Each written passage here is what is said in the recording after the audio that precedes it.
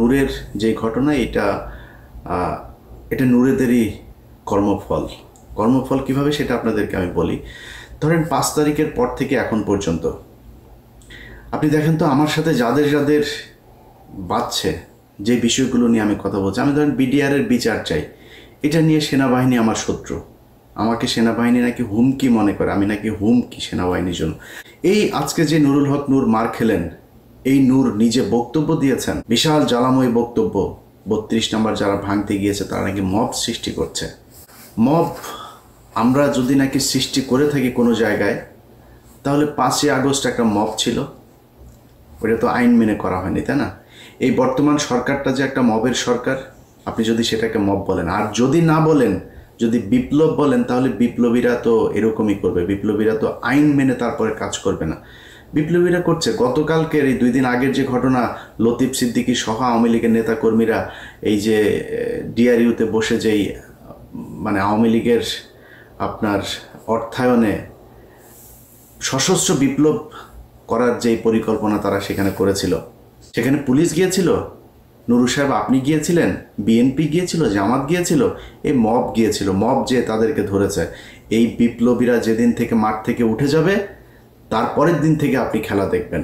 যাদেরকে আপনারা এখন মব বলে, তারপরে হ্যাঁ যারা দখল করছে, চাঁদাবাজি করছে, সেটারে আপনি ধরেন, কোনো সমস্যা নাই।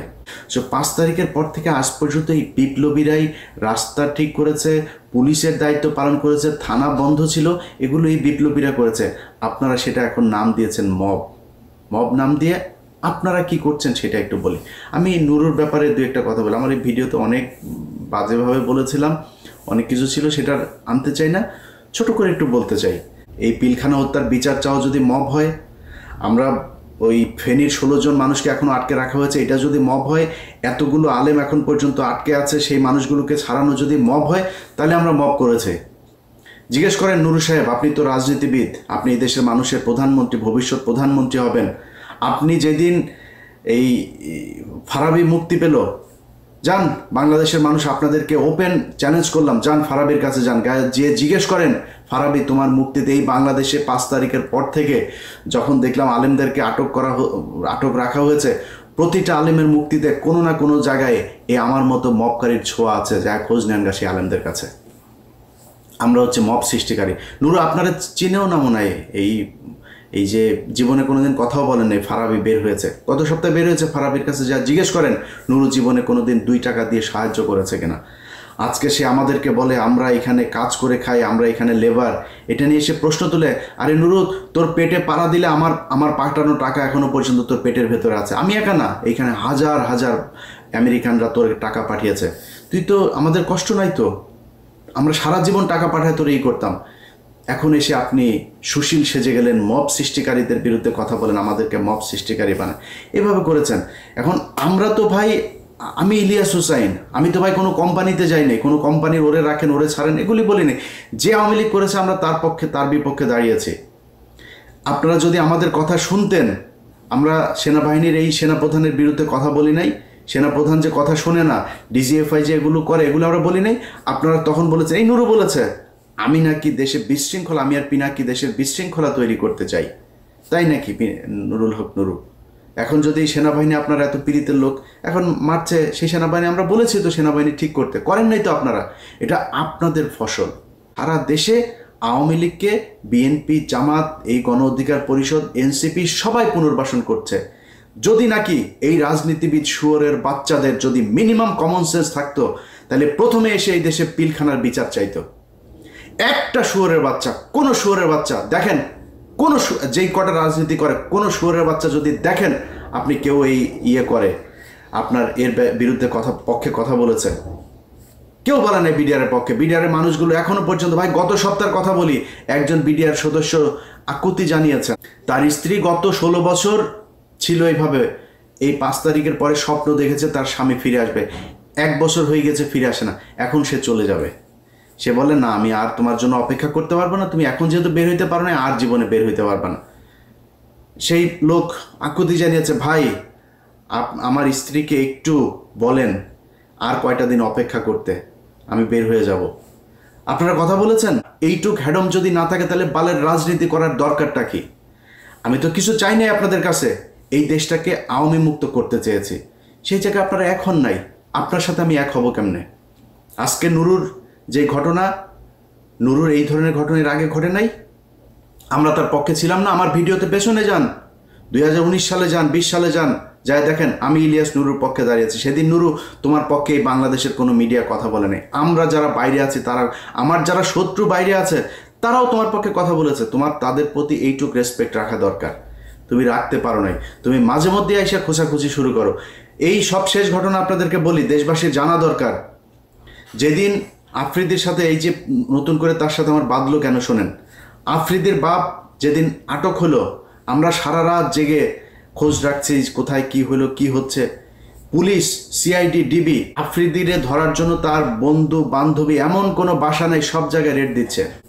ধরা খাওয়ার পরে নুরুল হক নুরু XYZ পুলিশের এক কর্মকর্তাকে ফোন দেন, ভাই ওনাকে ছেড়ে দেন।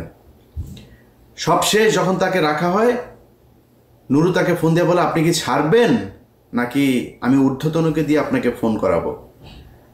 আমি তখন সাথে সাথে জানার পরেই তারে ফোন দিলাম। ফোন দিয়ে বললাম, এই পাঞ্চ, তুই এরা ই করছিস কেন, এরা ই করলি কিসের জন্য? এরপরে রাশেদ আমারে ফোন দেয়। রাশেদের ফোন আর ধরিনি, তার একটা মেসেজ পাঠালাম, ভয়েস মেসেজ, আপনার এই চোর বাটপার স্যাচরে বলেন যে এখানে আওয়ামী লীগের লোকজনের বাঁচাইতে। তারা এখন ন্যারেটিভ তৈরি করেছে, আফ্রিদির বাপ তারা কি যাত্রাবাড়িতে গিয়ে মেরেছে? পাড়ার পো পাড়া, তোরে যে শেখ হাসিনা প্রতিটা মামলার যে 1 নম্বর আসামি, শেখ হাসিনা পিস্তল নিয়ে যায় কারো মারছে? মামলা এক্সিকিউট করে, প্ল্যানিং করে, এটা আলাদা আলাদা ধারায় তাদের ব্যাপারে শাস্তি হবে। এখন আপনারা একজন টাকা দিবে, নঈম নিজামের কাছ থেকে যায় প্রতি মাসে মাসে বকেয়া আনতেন, আপনি বলেন এখন আমরা 5 কোটি টাকার জন্য মাই টিভি দখল। মাই টিভি তো দখল করতে যান, মাই টিভির মালিককে ধরাইতে গেছি। এরপরে তার সাথীর ছেলেরে ধরা হইল। সাথীর ছেলেরে ধরানোর পরে এই যে নুরুর সাথে আমার যে ফোনে যে বাকবিতণ্ডা হচ্ছে না, আমি কিন্তু পাবলিক করি নেই, চুপচাপ আছি। আফ্রিদি ধরার পরে সে নিজে পোস্ট করে ফেলো। সে যে পোস্ট লিখেছে, সেই পোস্ট লিখতে মিনিমাম 2 ঘন্টা সময় লেগেছে। পোস্ট লিখে তারপরে সে জানান দিল যে আফ্রিদি এবং মাই টিভির পক্ষে সে। আরে বেটা, তুই আফ্রিদির খবর জানিস না? আফ্রিদি কি কি করেছে তুই জানিস না? আফ্রিদি গত সরকারের আমলে একটা ছবি থাকার কারণে ওই যে রাহির ব্যাপারে সে প্রশ্ন তুলেছে, রাহি ছাত্রলীগ করতো। রাহি ছাত্রলীগ যদি নাকি আফ্রিদির পায়ে ধরে যদি রাহি ছাত্রলীগ হয়, রাহি তো বলেছে আমাকে জোর করে ছাত্রলীগ করানো হয়েছে, আমাকে দল করানো হয়েছে। যদি নাও করানো হয়, সে যদি করেও থাকে, তাহলে শেখ হাসিনার পায়ে ধরে যে তুই মাপ চাইলি, শেখ হাসিনার যে তুই মা বললি, তাহলে তুই কি? জামাত ইসলামের লোক তাদের পক্ষে আসে। জামাত ইসলামের আমিরের পর্যন্ত আমি ছাড়ি নাই। আমার এত সম্মানিত লোক, আমি তারা ছাড়ি নাই। সন্তোষ শর্মাকে তারা দাওয়াত দিয়েছে। আমি সেই জায়গায় যুদ্ধ করি ভাই। আমারে নিয়ে এইসব চাঁদামাজি মাদামাজি এগুলি বলে লাভ নেই। আপনি মাই টিভি থেকে 5 কোটি টাকা চাঁদা আনতে গিয়েছি, তারপরে মাই টিভি অর্ধেক শেয়ার চেয়েছি।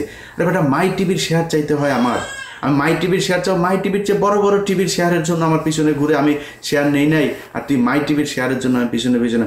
আমি কোনো কোম্পানি, কোনো প্রতিষ্ঠান, বহু কোম্পানি প্রতিষ্ঠান আমার এই করার জন্য, পার্টনারশিপে নেওয়ার জন্য 5 তারিখের পর থেকে সবাই বলছে মাপ চাই, দোয়া চাই। আমি এইসব এই টাকা পয়সার এই লেনদেনে যাইতে পারবো না। ইভেন বাংলা এডিশন যে ওপেন করেছি, বলেছে ভাই টেলিভিশনের জন্য চান, পত্রিকা প্রিন্টের জন্য, এত কিছু চাইনি, জাস্ট অনলাইন পোর্টাল হিসাবে পারমিশন চেয়েছে। এখানে একটা টিম থাকবে, খুবই স্মার্ট কিছু ছেলে পেলে কাজ করবে, তাদেরকে নিয়ে আমি একটা টিম তৈরি করতে চাই। তারা এই দেশের একদম এই আওয়ামী লীগ এবং ভারতের ব্যাপারে, প্রথম আলো, ডেইলি স্টার, তাদের ব্যাপারে অতন্ত্র প্রহরীর মতো কাজ করবে। এই জন্যই এসেছি, এর বাইরে কোনো কিছু না।